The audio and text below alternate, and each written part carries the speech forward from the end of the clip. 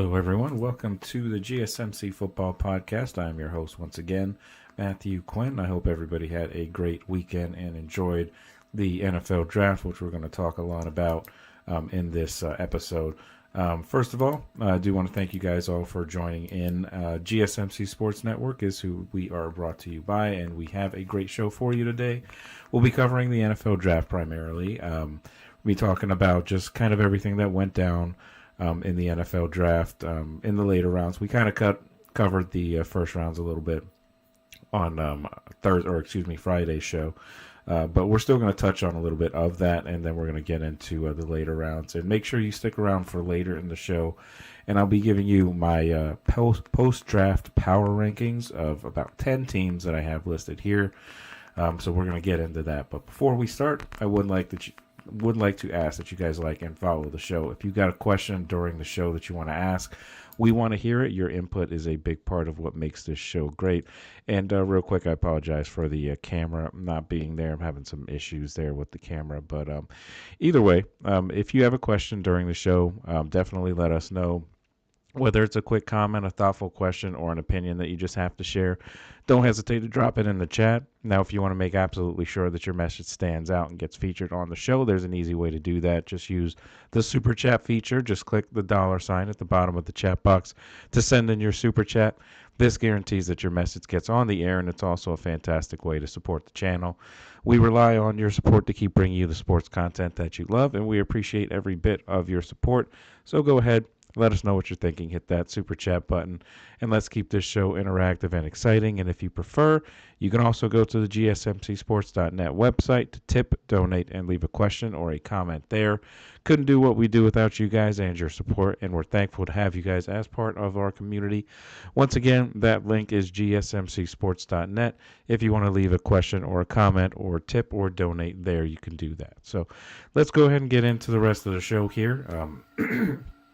Excuse me here.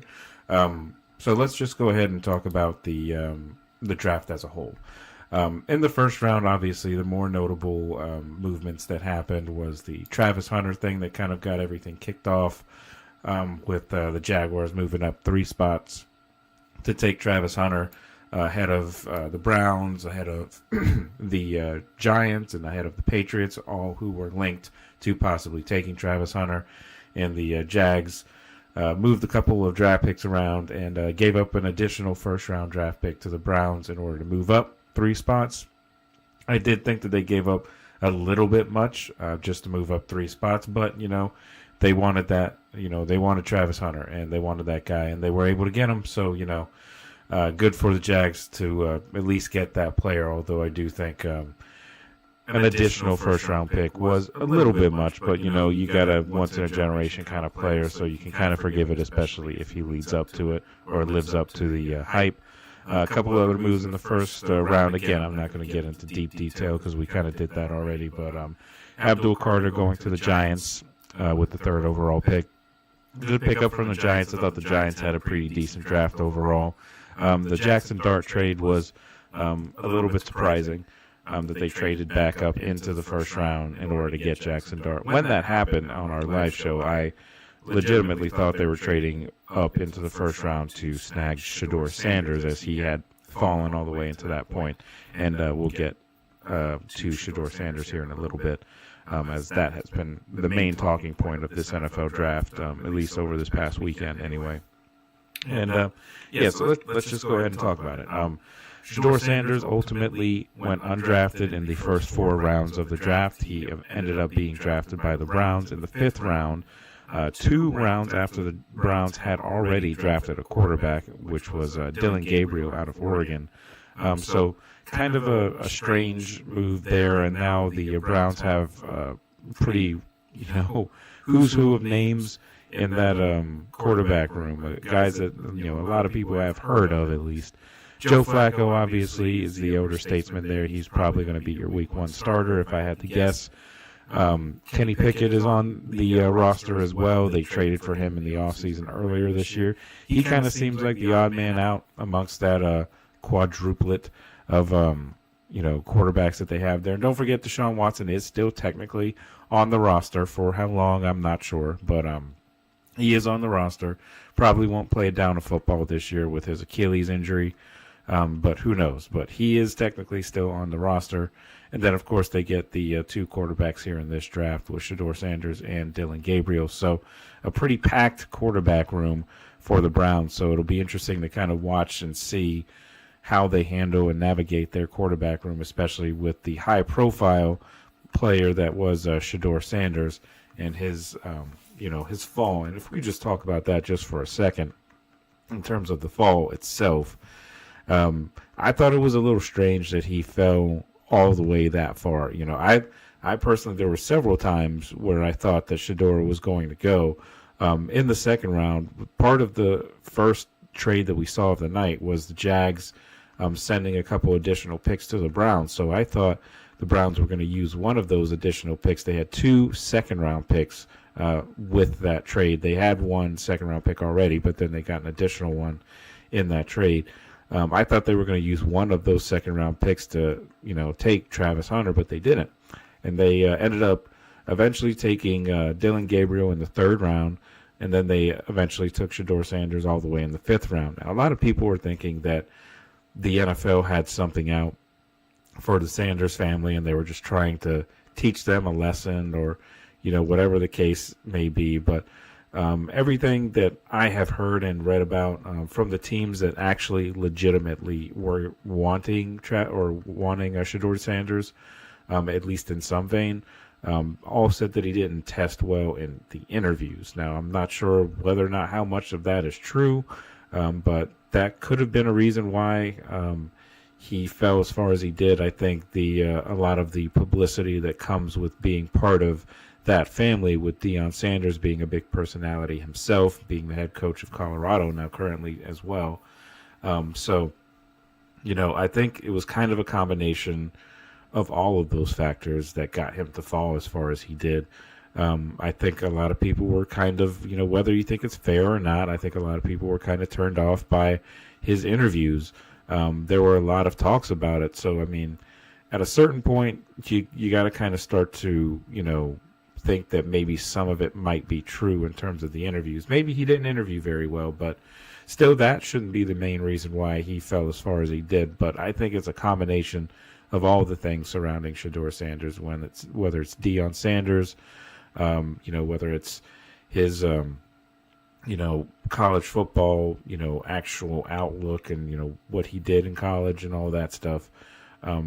And then, of course, the interview things. I think it's, a lot of those factors kind of rolled up into one as far as why he fell. It's still kind of weird that he fell as far as he did, though. I thought there was a point where I thought that the Steelers were going to take him, but really Shedeur Sanders was never an option for the Steelers. They were never going to draft him no matter what. So, as they have other plans in mind at the quarterback position that we've all talked to death about. But, yeah, so it was a little strange that he fell that far, but he wasn't the only guy that fell. I mean, there were a lot of other players that I thought would go higher than they did.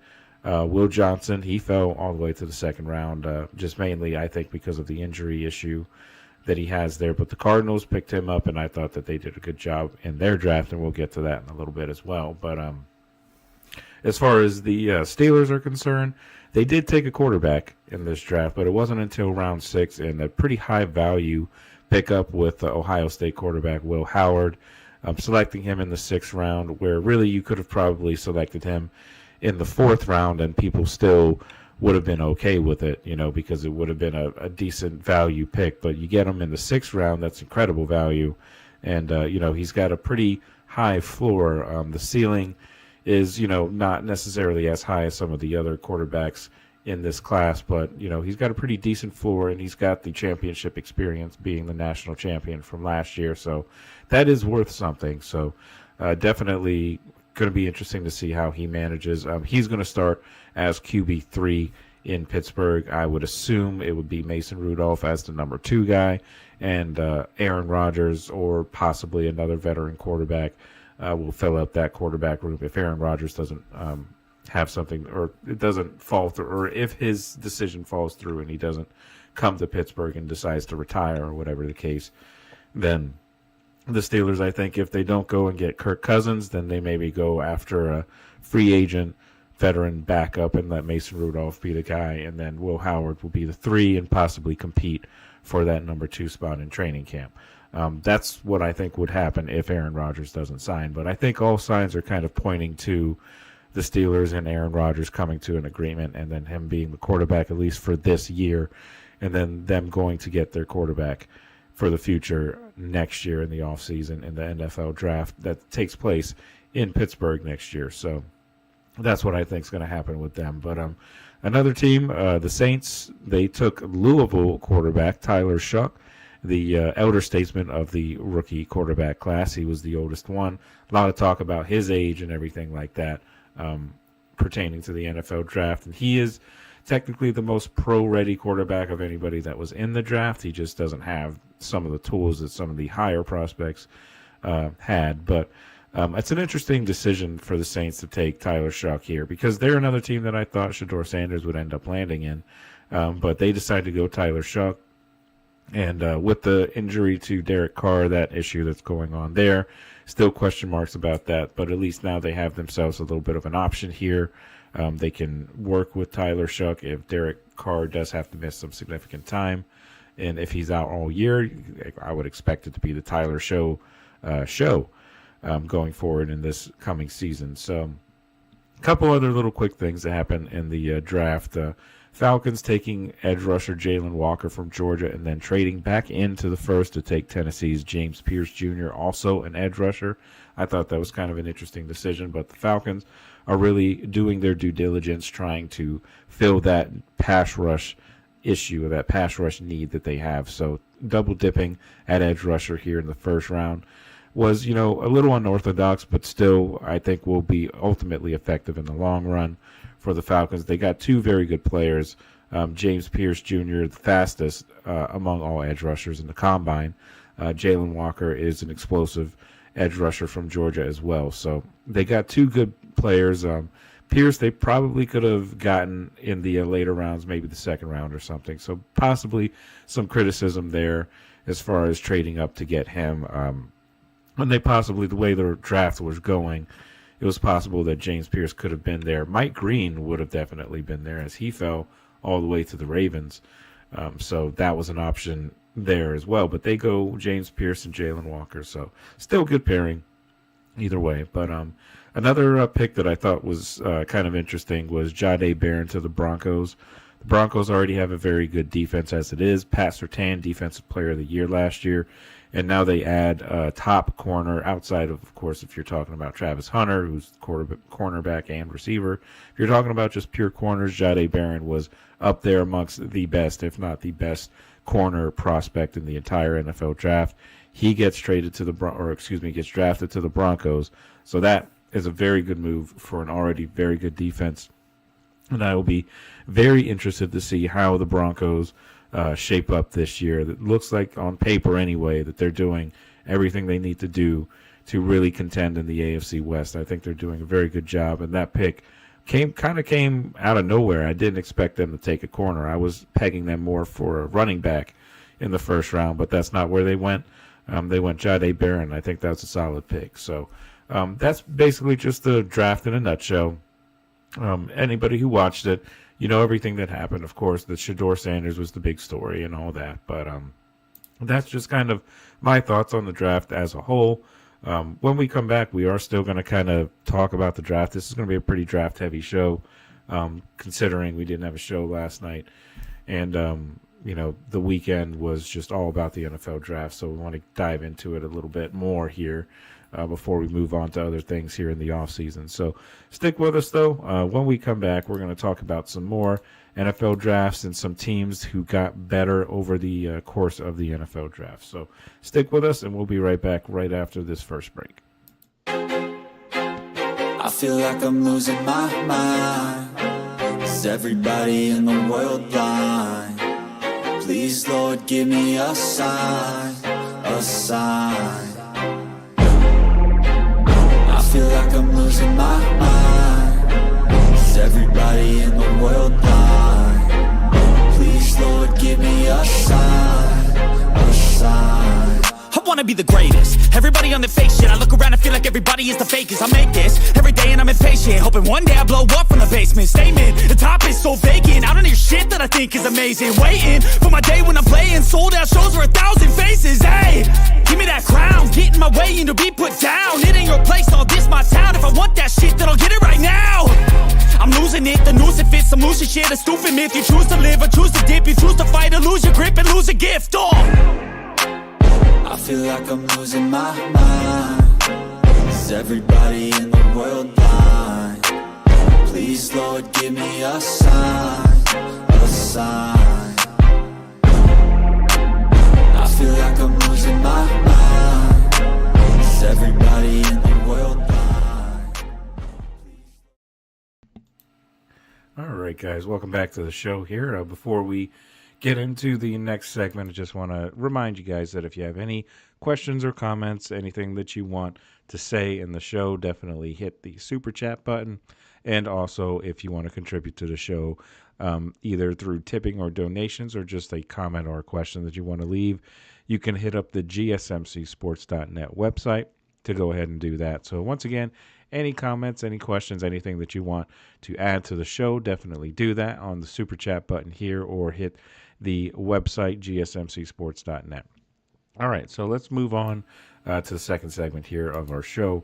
Talk about some teams who I think got better over the course of the NFL draft. And there were a few teams, actually. A lot of teams actually had a pretty solid draft overall, I think. I don't think there was really one glaring team that had terrible draft or anything. Maybe some questionable decisions here and there, but I wouldn't really give anybody like an F grade or anything like that in this particular draft. But let's just go through some of the teams here. The Patriots, I really like what they did. Really like what they've done in the offseason as a whole, really. But I think the NFL draft was, and as is always the case, a good place to kind of really rebuild your team from the ground up.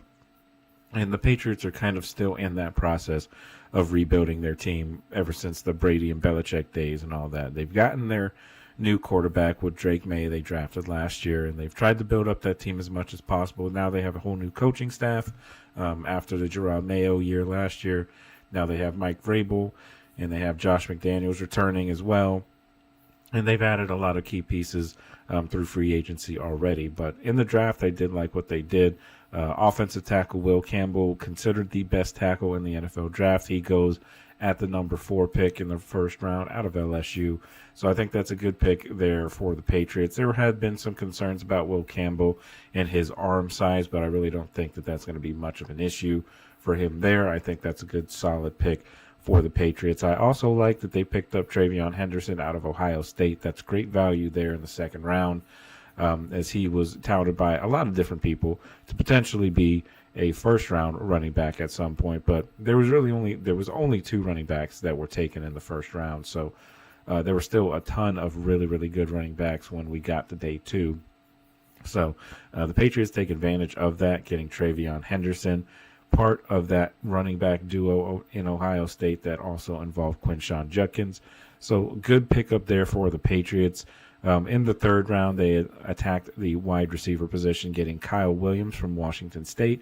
Solid pickup there, pretty decent value in round 3.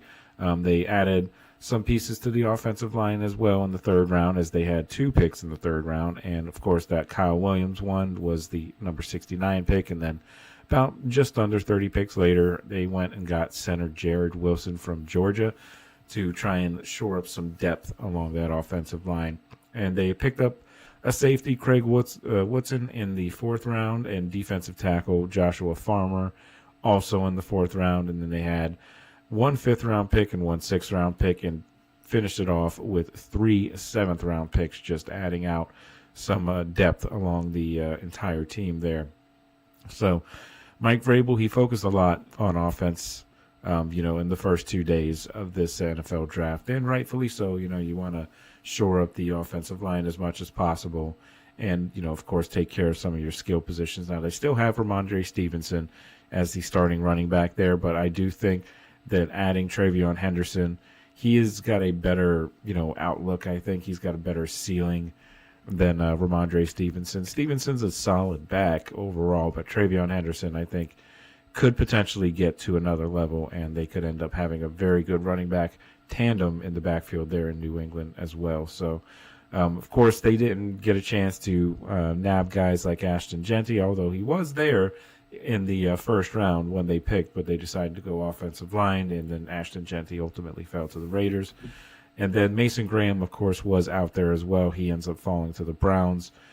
So there was some talent that was still out there, but they decided to go offensive tackle and Will Campbell. So, I think it was a good move overall because you want to protect that investment as much as possible. So moving on to another team that I thought got better, and I do think that it was the Pittsburgh Steelers. I do like what they did in the draft, and that's the one thing. I mean, I know I've been pretty critical about the Steelers, and rightfully so, because I am, of course, admittedly a fan of the Steelers, but they typically get the draft right, and I think this year was another showcase of that. Derek Harmon in the first round at pick number 21, a pick that I just assumed was going to happen anyway, especially when he was still out there when they picked at 21. I kind of assumed that would be the pick. A lot of outside noise were talking about Shedeur Sanders, but he was never an option for the Steelers. They were never going to draft him. They were never going to draft a quarterback early on, like in the first 3 rounds or so. If they were going to get a quarterback, and they did ultimately get one, but if they were going to get a quarterback, it was going to be day 3, and that's exactly what happened. So another pick, a sneaky, possibly, low-key, under the radar good pick of this draft, I think, is Caleb Johnson out of Iowa in round 3. It was their second pick of the draft. Caleb Johnson, one of the better running back prospects in a very, very good running back class. I was kind of surprised that he was still there when the Steelers picked at number 83, but very, very smart move getting him at number 83, and he is an instant replacement to Najee Harris. He can come right in there on day 1, and him and Jaylen Warren will be a very formidable tandem in that backfield. I'm very excited to see what they do this coming season. The Steelers also added some depth along the edge rusher position. Jack Sawyer out of Ohio State had a tremendous game in the semifinals and the playoffs last year. So I think the Steelers really looked at that game in particular and liked a lot of what they saw. So a solid pickup there to, basically get some more depth on the edge rusher position, because they've had injury issues at that position the past couple of years. TJ Watt has had some injuries here and there. Alex Highsmith dealt with a few injuries last year, missed a good chunk of time, so they want to add some depth. They already have, of course, Nick Herbig as well there, so adding an extra body there. And he'll kind of come in, sort of play the Robert Golden role that was there last year, or the Preston Smith role. Preston Smith was signed last year. Of course, he's not there anymore. It was just a little placeholder role that he had, but he'll kind of fill that role and probably play some special teams as well. Round 5, they went and got Y.A. Black from Iowa, defensive tackle. They did a lot to kind of make their defensive line a lot nastier, a lot bigger up front. So I really like what they did. This is a very physical type of draft that they went ahead and got throughout this whole course of the draft, particularly with the first 4 picks, the first 5 rounds. They really went hard on getting physical players and guys that can really step in and, take on that physical, tough mindset. So good job there. Of course, they went and they got Will Howard out of Ohio State in round 6.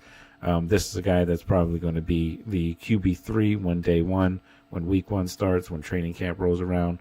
He could potentially get some time as the backup, depending on if injuries happen or if he has a very good training camp and just beats out Mason Rudolph for the backup job. I don't know if that would happen. I don't see it happening. I fully expect it to be Aaron Rodgers, Mason Rudolph, then Will Howard to fill out that quarterback room, but you never know. Things can happen in training camp and preseason, and we don't know what's going to happen with Aaron Rodgers yet. I kind of am starting to lean more towards the fact that he's going to sign eventually, but we just really don't know at this point. Another notable draft pick that they had real quick before we move on, Carson Bruner, linebacker out of Washington. I only say this is notable because, he's going to be a special teamer, but he is he's a son of a former Steeler tight end, Mark Bruner. And the Steelers really do love to keep it in the family when it comes to players. Guys that have family that used to be Steelers, or guys that have other brothers or other siblings, anything like that, on the same roster. They tend to do that a lot for whatever reason. But Carson Bruner will be an asset on special teams as well. And then they rounded out their draft with their second 7th round pick, Dante Kent, corner out of Central Michigan. So overall pretty solid draft, I thought, for the Steelers. But moving on, kind of spent a little too much time on that. But what the next team I have here is the Cardinals. I really like what they did in this NFL draft. And this is, again, sort of similar to the Patriots. This whole offseason, I've really enjoyed what they have done. I think they've attacked the defensive needs that they have across the board. I think they've done a very good job in free agency, of course, getting Jonathan Sweat on that defensive line. They went in the NFL draft and got Walter Nolan, one of the best defensive tackles that were out there. He's from Ole Miss. Of course, they get him in the first round, right in the middle of the draft at number 16. Number 2, possibly one of the best value picks of the entire draft, and that's Will Johnson, falling to them in round 2 at pick number 47. Coming out of Michigan, one of the best corner prospects in the entire draft. If not for his injury, he possibly goes in the first round. Probably not possibly. It's most likely he goes in the first round, if not for the injury, because I do believe that's what got him to fall as far as he did. They also added edge rusher Jordan Birch from Oregon in the 3rd round, linebacker Cody Simon from Ohio State in the 4th round. So they really did beef up that front 7. Whether it be free agency or the NFL draft, they focused on defense, and I think they did a very, very good job, especially picking up Walter Nolan and Will Johnson. Those are very, very good next-level kind of talents, and if they can all, stay healthy and put it all together, they will be elite-level defenders for that Cardinals team. So really like what the Cardinals did in the draft. Another team that I thought got better was the Cleveland Browns. The Browns obviously were talked about an awful lot throughout this whole process because people thought that they were going to take Shedeur Sanders. There was times when people thought they were going to take Abdul Carter or possibly even Travis Hunter. They were kind of, cycling through these, top prospects as to who they were going to land on. But ultimately in the first round, they land on Mason Graham, the best defensive tackle prospect in the entire draft, arguably the best defensive player in the NFL draft this year. You could definitely make that argument, but Mason Graham coming out of Michigan, good pickup for the Browns there. In round 2, they get Carson Schlesinger from UCLA, the linebacker, so definitely a good pick as well there. They double-dipped at running back and at quarterback in this draft. Now, the running back, I definitely do agree with. Quinshon Judkins out of Ohio State in the 2nd round, and then in the 4th round, they take Dylan Sampson out of Tennessee. So 2 physical running backs, 2 very good running backs to kind of replace Nick Chubb, who is he's pretty much all assuredly not going to be there next year, as they've moved on and gotten some additional help in the running back position here in this NFL draft. They did take a tight end, Harold Fannin, in round 3 as well, right before they took Dylan Gabriel. So the biggest thing that the Browns did, obviously, though, that's the most talked about thing anyway, is they drafted Shedeur Sanders with their final pick of the draft, which came in round 5, pick number 144. They finally call his name, and he's going to compete with, I'm assuming, Kenny Pickett and Dylan Gabriel to be that backup quarterback behind Joe Flacco. That's what I would assume is going to happen in the Cleveland locker room. But, we'll see. I'm, kind of interested to see if maybe the Browns are a target for possible HBO's Hard Knocks. So a lot of storylines surrounding the Browns. So maybe that's something that the NFL and HBO could possibly, be into. Wouldn't surprise me at all. But let's keep the rest of this pretty brief. I do have 2 more teams that I thought got better. I thought the Giants got better, despite the fact that the Jackson Dart pick might have been a little high for a quarterback like him. I believed him to be not a first-round draft pick, but they end up getting him anyway, so maybe they can develop him behind Russell Wilson Abdul Carter, of course, coming in the first round out of Penn State, best edge rusher in the draft. One of the other picks that I really, really liked that the Giants did was Cam Scatabo from Arizona State. They obviously could have picked up one of the top running backs in the first couple of rounds or so, but they, decided not to do that. And they go for a guy like Cam Scatabo, who has had a lot of work, pretty heavy workload when he was at Arizona State, but he's a guy that can come in and be an immediate impact player for them. And they, of course, are trying to recover from the Saquon Barkley fiasco, so they're trying to replace that running back room bit by bit. So I think that's a solid pick overall. But you talk about that Giants front seven, though. That front seven is going to be pretty nasty next year, and the Giants might be a little bit better than what people might think this coming season. So keep an eye out for the Giants for sure. Final team on my list of teams that I thought got better is a team that typically always gets better after the draft, because they draft particularly well usually, and that's the Baltimore Ravens. Taking Malachi Starks in the first round really frees up Kyle Hamilton, makes him more, somebody that you would really need to pay attention to. You typically have to anyway, but like that, if you can keep his head on straight, then I think the Ravens have a really good player there. They also take offensive tackle Emory Jones Jr. from LSU, kind of shore up the tackle spot. They did re-sign Ronnie Stanley, of course, in the offseason, so definitely wanted to do that, adding some more depth there. LeJohntay Wester in the sixth round, the Colorado wide receiver, guy that doesn't really get talked about a lot because of all the big names at Colorado, but he was a valuable receiver for them. So I thought that was a kind of an under the radar sort of pick. But the pick right before him I thought was very interesting, and that was a kicker, Tyler Loop. And obviously the issues going on with Justin Tucker, this kind of makes me think that the investigation in the NFL with Justin Tucker is not necessarily going well for Justin Tucker, and maybe he's not their kicker starting next year. And you spend a 6th-round pick on a kicker, I mean, that's typically very telling that you're in the market for a kicker, because, you can find a kicker anywhere. And if you go and get a guy in the draft, that means you're typically not going to move on with the kicker you have in place. So we'll see what happens with that. But those are the teams that I thought got better in the NFL draft. Now, when we come back, we're going to talk a little bit more in depth about that. We're going to do NFL power rankings post-draft. So stick with us, and we'll be right back right after this, and I'll give you my power rankings of the top 10 teams after the NFL draft in its entirety. So stick with us. We'll be right back right after this. Looking for your daily fix of sports talk without having to pay for it? GSMC Sports Network is available on YouTube. Just search GSMC Sports Network. Get your fix of daily sports talk shows on YouTube, absolutely free. NFL, college football, NBA, MLB, MMA, UFC, fantasy football, and so much more.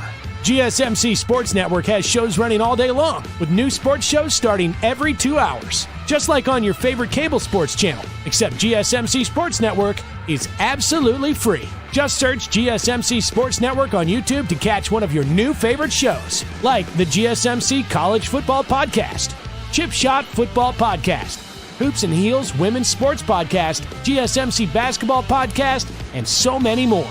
Check it out for yourself. GSMC Sports Network, now available on YouTube absolutely free. Search GSMC Sports Network on YouTube right now. All right, guys, welcome back to the show. We're going to get right in to our next segment, and that is my post-draft NFL power rankings. Now, just to kind of give you guys an idea, I just want to show you what I got here. We're going to, of course, go into each and every one of these teams, just to put this right on the screen so you guys can see it, where I have my post-draft power rankings. Starting off at number 10, I have the Denver Broncos. Really like what they have done so far in the NFL offseason, and kind of build off of what they did last year with Bo Nix, the rookie quarterback, and, of course, Sean Payton, trying to build that team back up into being a competitive one. They were able to get into the playoffs last year under Bo Nix's first year. They got better progressively as the season went along, but their defense was always very good throughout the whole course of this year. You take a look at what that defense is now and then rewind a couple of years ago when they're giving up 70 points to the Miami Dolphins. This is definitely not the same defense that was, the case a couple of years ago. They're not giving up 70 points to anybody. It would probably take them about a half a season to give up 70 points to somebody. That's how good their defense is playing, maybe more so than that. But really like the Broncos here at number 10. Number 9, I have the Tampa Bay Buccaneers. I liked what they did in the draft overall. I did think it was a little surprising that they went and they got Emeka Egbuka, the wide receiver from Ohio State. They picked him at number 19 in the first round. I thought it was a little strange that they took a first-round wide receiver after having just re-signed Mike Evans and, of course, Chris Godwin this offseason. So having another another first-round draft pick, for the Buccaneers at wide receiver, I think was a little strange, but still, you add him to that already pretty loaded wide receiver room. The Buccaneers have a very good team overall. Pretty solid defense. Baker Mayfield had a tremendous year last year with over 40 touchdown passes and over 4,000 yards passing. He gets an additional weapon that's already a pretty loaded, pretty packed wide receiver room. So now you're going to have Mike Evans, Chris Godwin, and now, of course, Emeka Egbuka as your, I'm assuming, number 3 guy, I would assume. You don't pick a first-round receiver and then just have him, ride the 5th receiver or something like that. He's going to be the number 3 guy most likely. So that's going to be a pretty solid offense to watch overall. But number 8, I have the Green Bay Packers here. The Packers, they did a pretty solid job of doing actually something that not a lot of people have seen in several years and actually over 2 decades. The Packers actually selected a skill player with their first overall pick, and of course taking Matthew Golden, the wide receiver out of Texas, adding to that wide receiver room, and they definitely needed to do that because they had issues with Christian Watson as far as his injury concerns. Romeo Doubs is, one of the only other guys on that receiver room. There's not really a main number 1 guy that you would say is, a game wrecker or anything like that at the wide receiver position. But Matthew Golden could be that. I mean, he was the fastest receiver at the Combine this past offseason. So he has a lot of potential, played on a very good Texas team in college. So I think the Packers got a good guy there with that pick. So I have them at number 8. Of course, they still have Jordan Love and, of course, Josh Jacobs at the running back position. So overall, they're pretty solid, and their defense is getting better as well after that draft. So I like the Packers there at number 8. Number 7, I have the Los Angeles Rams, and the Rams were another team that I like what they have done this offseason. The most important thing really is shoring up Matthew Stafford, keeping him in the building.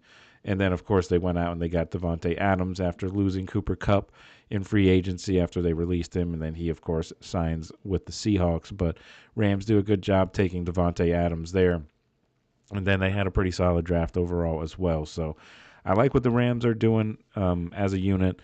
And I think they're going to be one of the better teams in the NFL, just like they were last year, really. And it's kind of funny because a lot of people thought that the Rams, myself included, admittedly, thought that the Rams might fall off a little bit after Aaron Donald retired. But really, they kind of just retooled a little bit, and they're right up in there again as being one of the teams that are going to compete, especially in the NFC West. Although the NFC West, I think, will be slightly better than it was last year.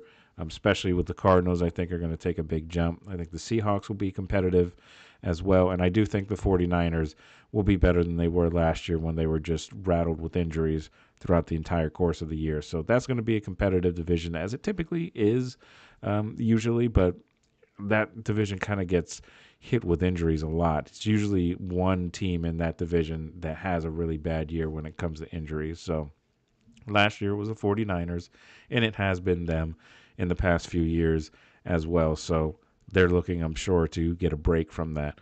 Number 6 on this list, I have the Washington Commanders. Now, I will be upfront and say that I did not love their first overall pick that they had.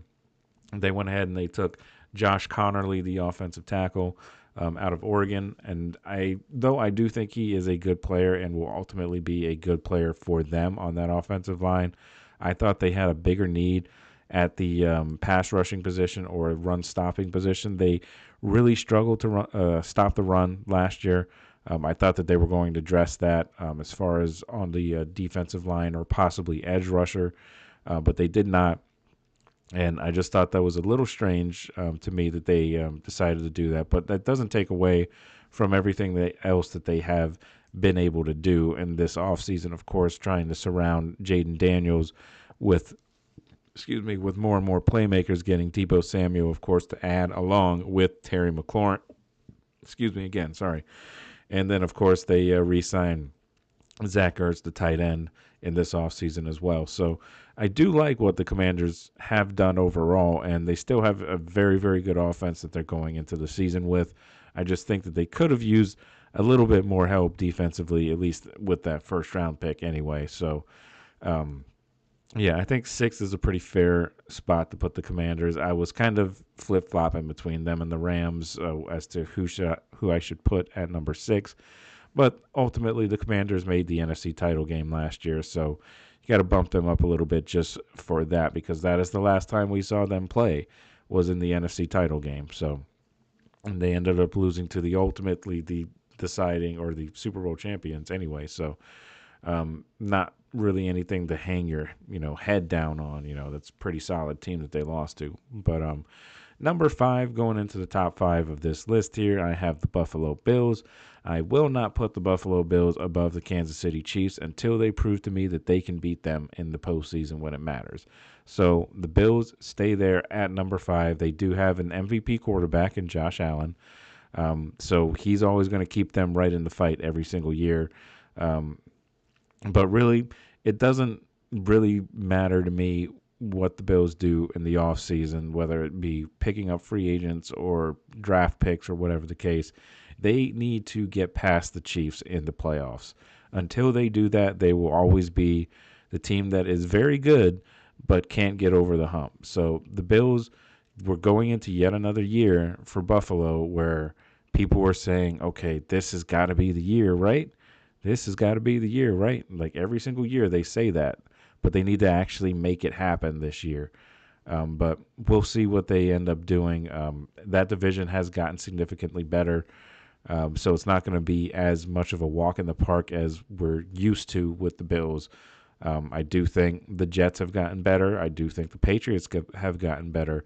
The Dolphins, I'm kind of meh on them, to be quite honest. But the other two, the Jets are still the Jets, of course, until they prove something. They'll still be the Jets. But I do think they will be a little bit better. I think Justin Fields and a new coaching staff might help that team, but I do absolutely think that the Patriots are probably going to be right there in the conversation with the Bills as far as who their biggest competition is going to be in this division. I do think it's going to be the Patriots this year. I do think the Bills are still the class of that division, but the Patriots, I think, made a very, very good jump with all of their acquisitions this offseason, including their coaching staff. So I got the Bills at 5. Number 4, I will put the Kansas City Chiefs there, of course. Made it to the Super Bowl last year, 3rd year in a row that they were able to do that. But they fell in this past year's Super Bowl to the Eagles because they were not able to protect the quarterback, and they did not do a very good job defensively in regards to Jalen Hurts. They did a good job against Saquon Barkley in that game, but they just couldn't really stop anything else, and it was that Eagles defense that just kind of ate them alive the entire game. But they did make some decent moves in the draft. They get Josh Simmons at the end of the first round, who could arguably be the best tackle in this draft if he can stay healthy and remain healthy and all that stuff, because there is that question about his health, and that's probably why he fell as far as he did. But I do think that the Chiefs did a good job by getting him, because that addressed a pretty glaring need that they have, especially after Joe Thuney goes to the Chicago Bears this offseason. So they definitely needed to add an offensive tackle, and they were able to do that, and he's one of the best offensive tackles in the class. So the Chiefs do still do what they do. They're still the Chiefs, and I still think they're going to be the class of that division, but it's going to be much, much tighter this year with a lot of good teams in that division. Even the Raiders, I think, are going to be better this year, but still not quite to the level of the Chiefs, though. But I think the Broncos and Chargers could absolutely give them a run for their money in that division this year. So that's going to be an exciting division to watch. But moving on, number 3, I had the Detroit Lions. Lions, of course, have been very, very close the past couple of years. I really like Dan Campbell. He's one of my favorite coaches in the league. And, of course, their offense is lights out, lots of playmakers all around the field. The defense is the area that really was an area of need last year. They had a lot of injuries on the defensive side of the ball, and they had a lot of miscues on the defensive side of the ball as well. So shoring up the defense is definitely a priority for them. But I like the Lions there at number 3. Number 2 is the team that I honestly think is the best team in the NFL at this current time. But I'm only going to put them at 2 because the Eagles are the Super Bowl champions. They're defending champs, so they go at number 1. But number 2 is the Baltimore Ravens. I do, like I said, think that they are the best overall team on paper in the NFL going into next year. Lamar Jackson, MVP level kind of quarterback. Derrick Henry, MVP level kind of running back. They've got solid receivers now, finally, and Zay Flowers, of course. Rashad Bateman is a decent receiver as well. Now they add DeAndre Hopkins to that receiver room. He's still effective, too. I know he's a little bit older, but he is still effective as a receiver. So the Ravens doing a good job there. They have 2 very good tight ends, Isaiah Likely, Mark Andrews, and their defense got a whole heck of a lot better in the NFL draft. Malachi Starks, the safety, shores up the other safety position alongside Kyle Hamilton. And then, of course, the linebacker spot, they still have Roquan Smith, still very talented along there. And then they add Mike Green as an edge rusher. That defense is going to be very, very good. That team as a whole is going to be very difficult to beat. So I have them at number 2. And then, of course, number 1, like I said, Philadelphia Eagles. I didn't have an A+ grade on them as far as what they did in the draft, although I did think they did have a solid draft, as they usually do. I mean, typically good franchises, they usually have good drafts. And, Howie Roseman and all those guys there always do a good job building that team. And the Eagles, of course, are the Super Bowl champions, so they belong at number 1, returning that group with Jalen Hurts, Saquon Barkley, Devontae Smith, A.J. Brown, all those guys all coming back this coming season. So they're looking to hopefully repeat in their minds, but it's going to be a lot harder to repeat. It's going to be a lot harder even in that division.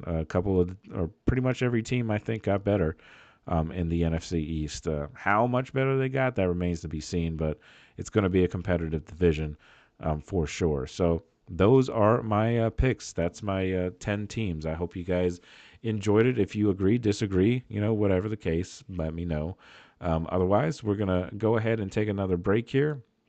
And when we come back, we're going to talk a little bit about some division roundups of the NFL draft. Just for example, we're doing the AFC North next, and I'm going to go team by team in that division and kind of go over what they did in the NFL draft and what they could potentially look forward to doing this coming season. So stick with us, and we'll be right back right after this. Just a couple more segments to go, and then we'll send you guys on your way. So stick with us.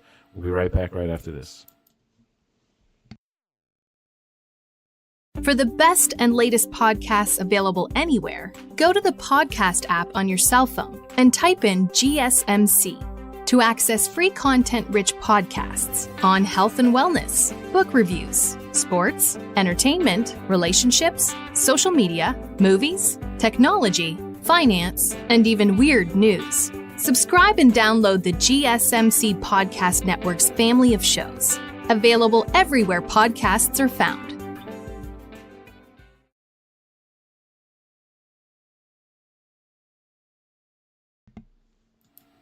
All right, guys, and welcome back to the show. And we're going to get right into this here. The AFC North Post-Draft review that I'm going to do here, and we're going to do AFC South in the final segment. I'm just going to kind of go through each division in the next coming days or so, just to kind of give an overall closeout to this NFL draft here. So let's get right into it. The AFC North draft review, and we touched on it a little bit earlier in the show with the Baltimore Ravens. I'm going to start with them. They overall had a pretty solid draft, I'd say. Malachi Starks is their round 1 pick, safety out of Georgia. And then round 2, Mike Green, the edge rusher out of Marshall, falls to them at number 59. They get Emory Jones in round 3, offensive tackle from LSU. In round 4, pick 129, Teddy Buchanan, linebacker out of Cal. In round 5, they had Carson Vincent, offensive lineman out of Alabama A&M. And then in round 6, where they had a staggering 5 sixth-round picks, and they used them as such. Bilal Cohn, cornerback from Western Michigan. Tyler Loop, kicker from Arizona, which is kind of interesting with the whole Justin Tucker situation going on for the Baltimore Ravens right now, too.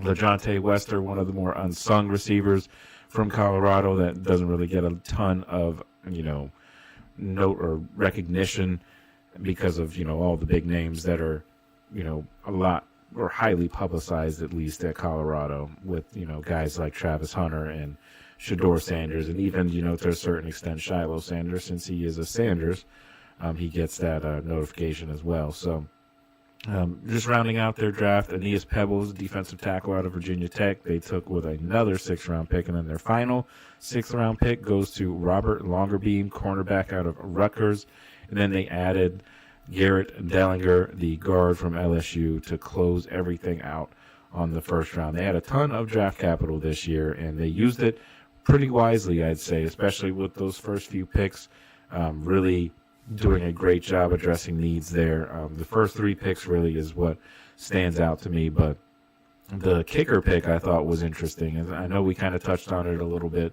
earlier, but the whole situation with Justin Tucker, I'm not really sure what's going on with that yet. We haven't really heard much since the initial report of all of the assault allegations that he had. They're still ongoing, or the investigation is still ongoing, so we'll just have to see how it, turns out for him there. So I just thought it was kind of interesting that they picked the kicker in the 6th round, considering the Justin Tucker situation. So moving on, the Pittsburgh Steelers, we touched on them as well. What I thought they did this draft, I thought they got bigger, more physical, especially along the defensive line. And a lot of people were, I heard even some Steeler fans that were kind of upset with the first-round pick because they wanted Shedeur Sanders. They wanted a quarterback. But I just don't think that this year was the year to get a quarterback, and I'm glad that they didn't reach on a guy in the early rounds and then have another Kenny Pickett situation that they had from a few years ago.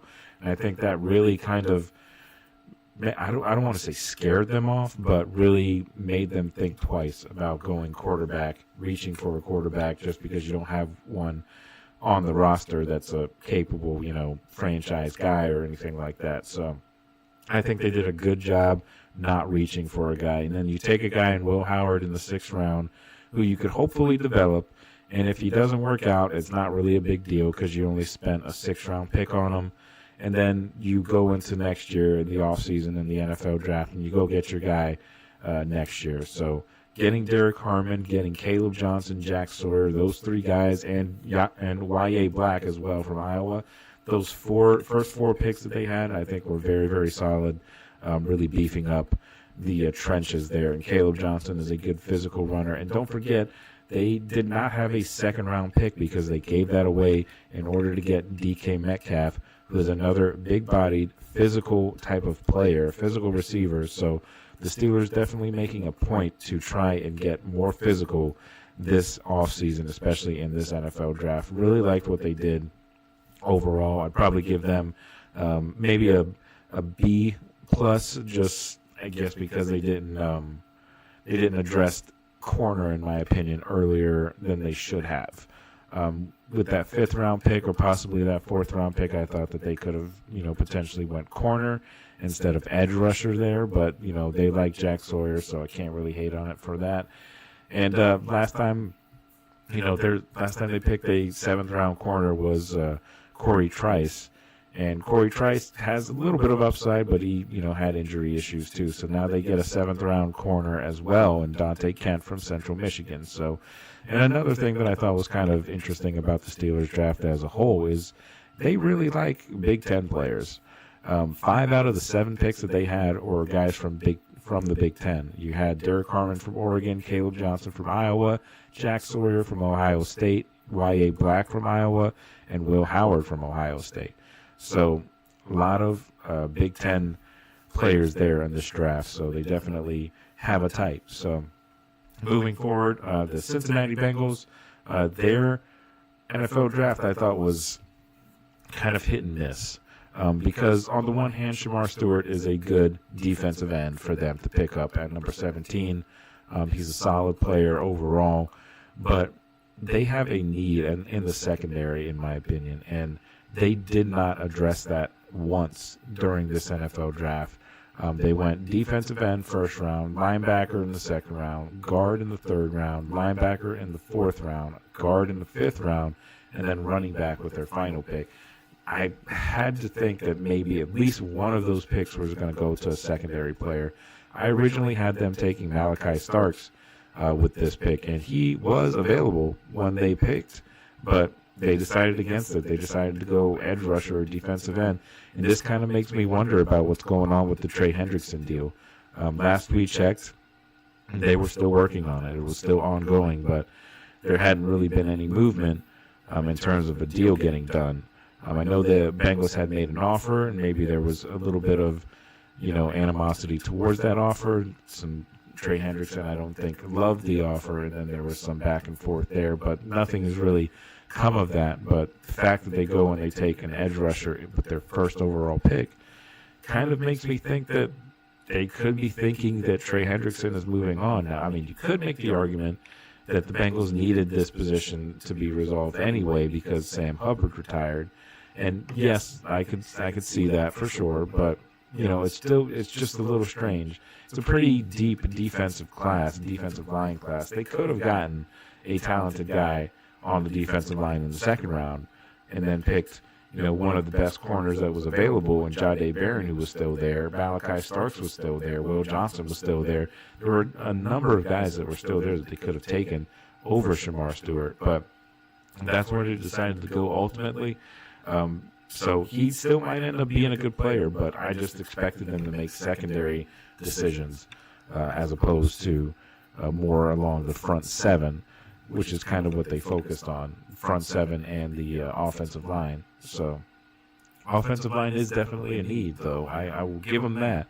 But secondary is also a very big need. They had one of the worst defenses secondary-wise in the NFL last year, and it was just historically bad defense. So I would think that they would try and, upgrade that, but they haven't really done anything to address that this entire offseason, really. So we'll see what they decide to do going forward. I mean, if they're going to get a couple of undrafted guys that might come in and make some plays for them, I don't know. Maybe they pick up a couple of guys in free agency still. So we'll see. But it's kind of a head-scratching draft for the Bengals. But moving forward, the Cleveland Browns, we talked about what they did in the draft already. Mason Graham being their 1st pick. Of course, the most talked about pick was the Shedeur Sanders pick in the 5th round out of Colorado. They also took Dylan Gabriel, the quarterback out of Oregon, so they double-dipped at quarterback and running back. Quinshon Judkins in the 2nd round and Dylan Sampson in the 4th round. 2 very good running backs, and I like both of those picks. And I do like Mason Graham as well. And Carson Schweschinger is also a solid linebacker. So I think overall the Browns had a very good draft. They were just in the news a lot, especially with the Shedeur Sanders stuff. And again, my only real question is them picking quarterbacks in the 3rd and 5th round. And in my opinion, and I could be totally wrong about this, but it feels like you're basically guaranteeing yourself that one of those picks is going to be a wasted pick because you can't start both quarterbacks, and Shedeur Sanders, who knows if he even gets a roster spot being a 5th round pick. There's no guarantee of that either. But I ultimately think Kenny Pickett is the odd man out. I think he's going to be the one that gets cut during or after training camp. But we'll see what happens with that. But it's not out of the realm of possibility that Shedeur Sanders gets cut, being a fifth-round pick. That comes along with it. I mean, if you're a first-round pick, you're typically not getting cut. But fifth-round pick, it's a little bit more likely. And if he doesn't show up and go to work and impress people, who knows? He could be on the outside looking in yet again.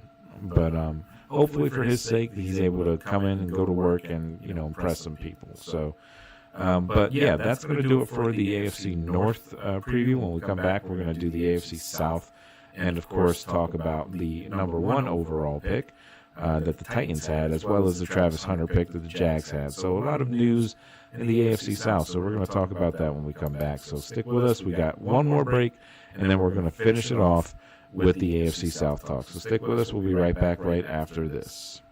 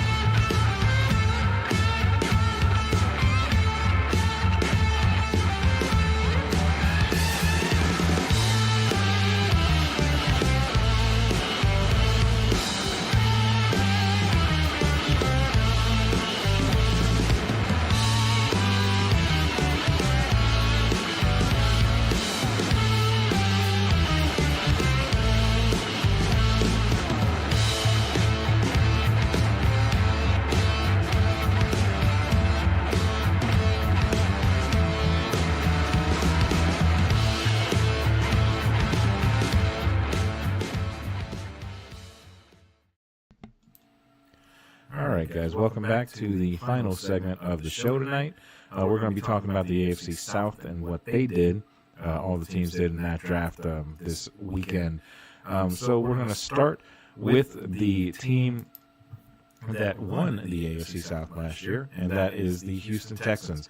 Now, Houston Texans, they did not have a first-round pick because they traded out of the first round, and they got some additional picks later on in the draft. So with their first pick, they went in the second round, and it was pick number 34, and they take talented wide receiver Jaden Higgins out of Iowa State. And this was a pick that made sense because, of course, they no longer have Stephon Diggs on the roster. He is with the New England Patriots. And, of course, with the injury to Tank Dell at the end of the year last year, most likely going to keep him out all year this year. So they really only have Nico Collins. They lost Robert Woods to free agency. The Steelers signed him today, actually. So that leaves an additional hole at the wide receiver position for the Texans. So they addressed that with 2 wide receiver picks in this draft. Jaden Higgins with the second-round pick at number 34, and then in the next round, in round 3, pick number 79, their third overall pick was Jalen Knoll, the other Iowa State wide receiver. So taking the pair of wide receivers from Iowa State, bringing them over to Houston, and that will be a pretty solid wide receiver room, at least it should be. Jaden Higgins is a talented receiver. Nico Collins, obviously, we all know how good of a receiver he is, and they do still have Tank Dell, even though he won't be with the Texans this year with the injury. He's still on the roster, and he's still a talented guy, so whenever he is healthy, that'll form quite a tandem in Houston. They'll have, hopefully, back to that same offensive explosion that they had in C.J. Stroud's rookie season. Later on in the third round, they went and they got a corner, Jalen Smith from USC, also double-dipped at USC, getting Woody Marks, the running back from USC, in the very next round. They take Jalen Reed from Penn State at safety in the 6th round, and then, of course, they add another quarterback to the mix, and that's Graham Mertz from Florida. Florida starter, off and on last year. DJ Lagway got some time as well, but Graham Mertz didn't have necessarily the most successful run at Florida, but they bring him in to back up or potentially be a third-string guy for Houston behind C.J. Stroud and whoever else that they add on to that quarterback room. Ending out the draft, they took Keontae Hamilton from Rutgers, a defensive tackle, and then tight end Luke Lachey from Iowa. That is pick number 255 for the Houston Texans. So I think that they had an overall decent, draft overall. I thought that maybe they would address offensive tackle with an earlier pick, but they do get Arante Ursi from Minnesota in the second round. They had 2 second-round picks thanks to that trade. So they do address that in the second round, but I thought maybe they would hang on to that first-round pick, which was a pick that they ended up trading with the Giants when the Giants went ahead and got Jackson Dark. So it was pick number 25 that they were at originally, and they could have gotten some offensive linemen. Josh Simmons was still available at that point. So Josh Connolly Jr. was another one that was still available at that point. But they decided to go Jaden Higgins in the second round, trading back. So he is a good player, and they absolutely could have still gotten him in the second round, regardless, and they probably would have. But I think that they could have addressed offensive tackle in the first round. But Ursi might actually end up being a good player and then make me eat my words, so who knows. But moving on, the Indianapolis Colts, the biggest need that they had, and we talked about a little bit leading up to this draft, the biggest need they had was tight end, and they fill it with the top tight end prospect. Between him and Colston Loveland anyway, those are the 2 top prospects at the tight end position. You can kind of make an argument for either one of the guys. But Tyler Warren is more of a receiving threat, more of a gadget guy as well. You can put him in the backfield. You can even have him lined up to play quarterback. And with the Colts situation at quarterback, wouldn't surprise me if he has a package or 2 where he just runs a trick play or a wildcat or something like that. So it's a good pick for the Colts. They needed tight end. Mo Alley Cox was the only guy that they had, so they definitely need to upgrade that room for sure. They upgraded the defensive line by getting JT Tuimoloau from Ohio State, the defensive end. They get him in the second round at number 45. Taking Justin Wally as well from Minnesota, the corner. They take him in the third round. Jalen Travis, offensive tackle, they take in the fourth round. And a guy from Kansas State, DJ Giddens. I really like that pick, the running back from Kansas State. He was one of those guys that was in that long list of running back prospects that were in the NFL draft that a lot of people thought could come in and be immediate starters. He's one of those guys, and I think it's a good pickup there. He gets to sit behind a guy like Jonathan Taylor, and he'll probably get some playing time as well, so it'll be good for Jonathan Taylor, too, to get him a spell, because DJ Giddens is a solid running back from Kansas State. They also took Riley Leonard, the quarterback from Notre Dame. It'll be interesting to see if he gets any kind of playing time through this year with the questions that they have at quarterback, because Anthony Richardson and Daniel Jones are not necessarily giving you a huge vote of confidence going into the season if you're a Colts fan. So why not see what Riley Leonard potentially has? And his time to shine will be in training camp and in preseason. And if he can make a name for himself and, really show some stuff, maybe he ends up being the starter by the end of the year. Who knows? I mean, that quarterback room is not very impressive right now. So anything is possible, in my opinion. Anybody that is in that quarterback room has the potential to be the starter at some point. Riley Leonard could be that guy. We'll see. But moving on to the team that had the number 1 overall pick, and that was the Tennessee Titans. They go ahead and they select Cam Ward. Not a big surprise there. Everybody expected it to happen. They needed the quarterback position to be addressed. Of course, the quarterback they have right now, Will Levis, has not lived up to the hype. They did last year sign Mason Rudolph to come into that room. Injuries and inconsistent play kind of just made both of those guys sort of split time. So it was kind of a mess at the quarterback position, but they're trying to hold it down now by getting Cam Ward out of Miami, the top quarterback prospect in this year's draft. So a decent player. I've always really liked his poise and calm under pressure, so he's going to probably get a lot of pressure playing in the AFC North, AFC South, with the Titans not being a very great team. So he'll probably see a lot of pressure. So we'll have to see how he handles that. Of course, the Texans are very good defensively, so that's a team he's going to have to see twice a year. Jags are trying to get better defensively as well, and the Colts have always been at least decent defensively. So those are all teams that he's going to have to, overcome, and not to mention all the teams in the AFC that he'll have to play. Not just the AFC South. There's plenty of very, very good teams in the loaded AFC, so we'll have to see how he reacts to that. They take Oladipo from UCLA, Oluwafemi Oladipo, the edge rusher, in the second round. Kevin Winston Jr., safety from Penn State, they take in the third round. They take Shamir DK, wide receiver from Florida, in the fourth round. And they also take Gunnar Helm, the tight end from Texas, in the fourth round. And then another fourth-round pick that they had was Alec Ayomanor, wide receiver from Stanford. So they really made a point to try and address some of the more skill position type, whether it be wide receiver, tight end, running back. They also took Caleb Mullings from Michigan. They took that with their last pick overall.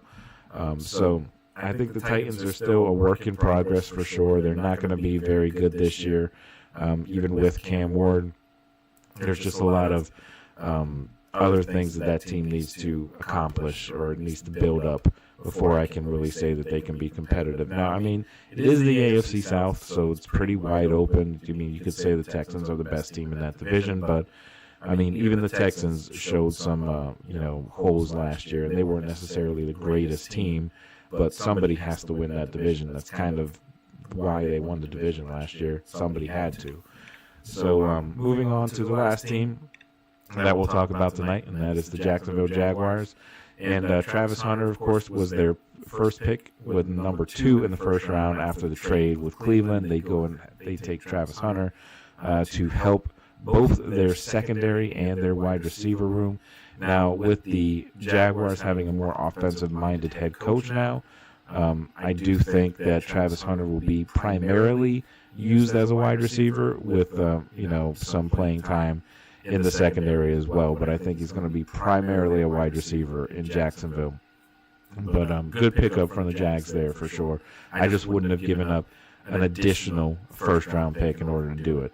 But that's just my opinion. But they take a third round. They have 2 third-round picks, 2 fourth-round picks, 2 sixth-round picks, and 2 seventh-round picks.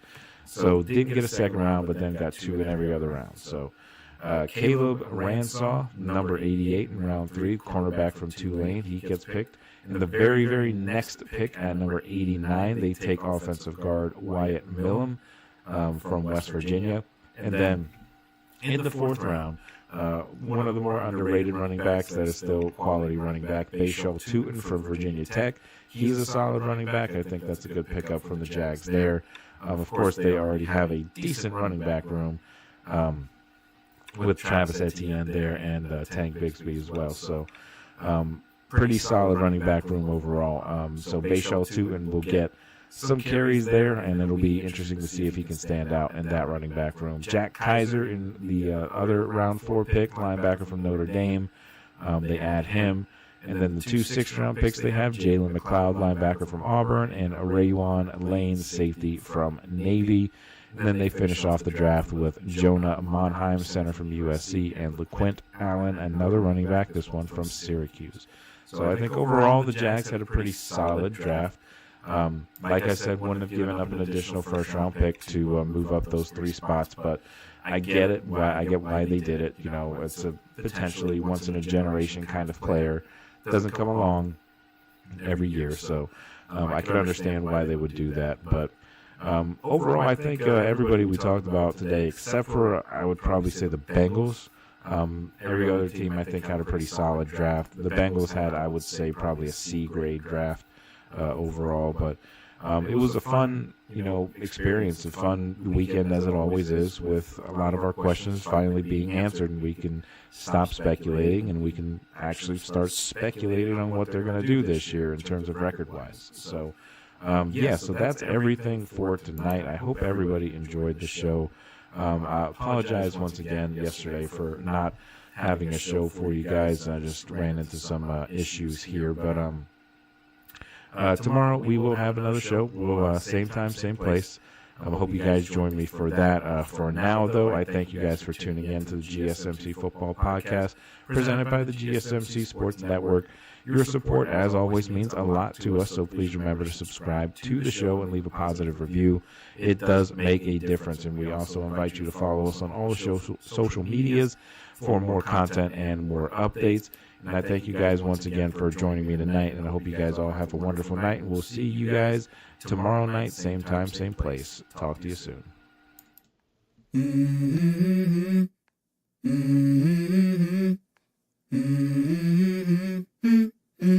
Let's go. I wake up to a little bit of drool on my pillow, feel like it's gonna be a bad day. Yeah, I'm tired of shit, and the coffee ain't hit yet, damn, ain't that great.